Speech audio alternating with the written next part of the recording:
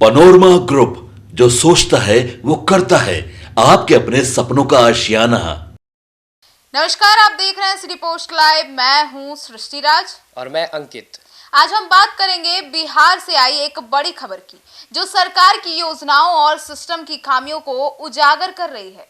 जी हां, दरभंगा जिले के जाले प्रखंड में एक सरकारी महिला स्वरोजगार योजना के तहत 10,000 रुपए की मदद कुछ पुरुषों के खाते में पहुंच गई और अब वही पैसा सरकार वापस मांग रही है। तो बात करते हैं मुख्यमंत्री महिला रोजगार योजना की, जिसे प्रधानमंत्री मोदी ने 26 सितंबर को शुरू किया था। योजना का मकसद था 1.4 करोड़ महिलाओं को स्वरोजगार के लिए 10,000 रुपए की आर्थिक मदद देना, ताकि महिलाएं छोटे व्यवसाय शुरू कर सके और आर्थिक रूप से आत्मनिर्भर बन सके। लेकिन अब यही योजना विवाद का कारण बन गई है। दरभंगा जिले के अहियारी गांव में ये योजना के तहत भेजी गई राशि कुछ पुरुषों के बैंक खातों में गलती से ट्रांसफर हो गई और ग्रामीणों के अनुसार ये लोग अभी इसी योजना के लिए आवेदन नहीं किए थे, लेकिन उनके खाते में पैसे चले गए। और कई लोगों ने कहा कि उन्हें नहीं पता था कि पैसा योजना के तहत आया है। कुछ पुरुषों ने यह राशि छठ और दीपावली में खर्च कर दी, जबकि कुछ ने इसे बत्तख और बकरी खरीदने में लगा दिया, ताकि घर की आजीविका में मदद मिल सके। लेकिन कहानी में ट्विस्ट यह है कि 2.5 से 3 महीने बाद पुरुषों को रिकवरी नोटिस भेजा गया। जीविका प्रखंड परियोजना प्रबंधक कार्यालय की ओर से कहा गया कि गलती से मिली गई राशि को वापस किया जाए। अब सवाल ये उठता है कि यदि गलती प्रशासन की थी तो इसकी सजा गरीब लोग क्यों भुगतनी पड़ रही?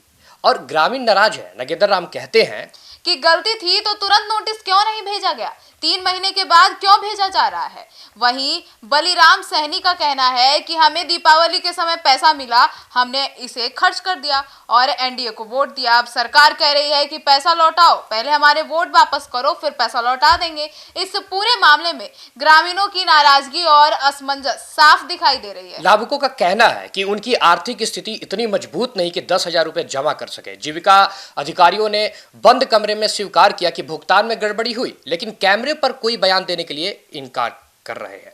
अब बड़ा सवाल यह है कि सरकार आगे क्या करेगी?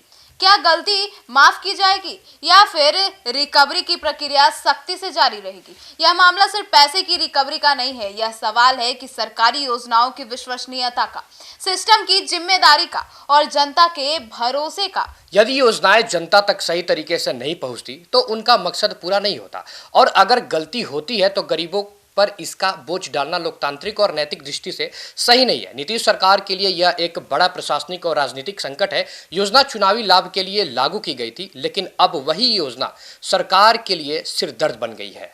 हम इस खबर पर नजर बनाए रखेंगे और जैसे ही सरकार या जीविका विभाग की ओर से कोई घोषणा होती है तो हम आपके पास अपडेट लेकर सबसे पहले पहुंचेंगे। तो फिलहाल इस पूरे खबर को लेकर आपकी क्या राय है, कमेंट सेक्शन में जरूर बताइएगा। धन्यवाद।